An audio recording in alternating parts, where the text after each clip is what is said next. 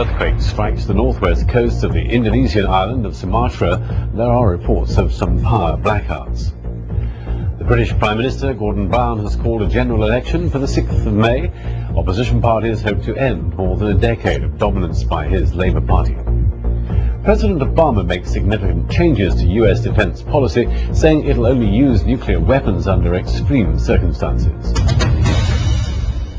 So more on that then, President Obama's pledge to narrow those conditions under which the U.S. would use nuclear weapons in the future. More on this now from Ariel Kern. He's with the Heritage Foundation. It's a conservative think tank in Washington, from where he's joining us now. Welcome to BBC News. Let me get your reaction, first of all, to what the President is now saying.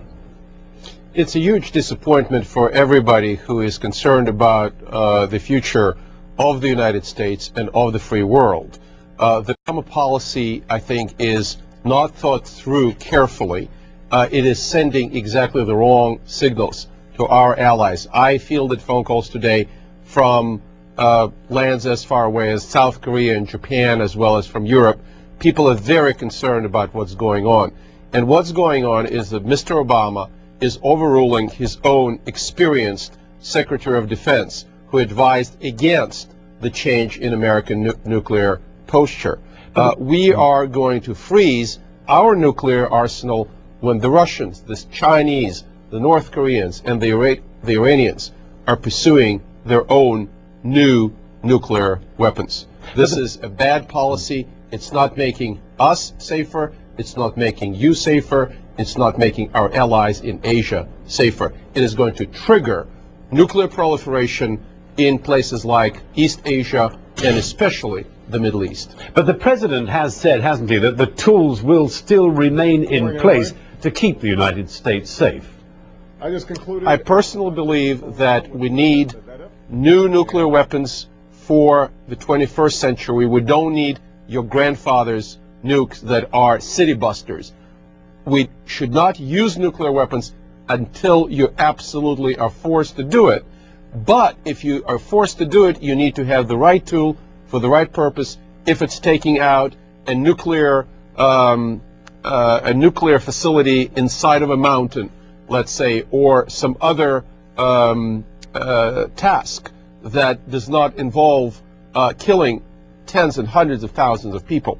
What we need today is a modernized nuclear weapons policy, and unfortunately, Mr. Obama is throwing modernization out of the window against the good judgment of his own defense secretary. Just very briefly and friendly, and isn't it right and proper, though, that we should be trying to rid the world of nuclear weapons at this time? If we lived in the world that consists of the Swiss and the Belgians, probably yes. Unfortunately, we live in the world that has states like Iran, like North Korea, states that are out on a limb proclaiming that they want to wipe out other countries, members of the United Nations, off the map.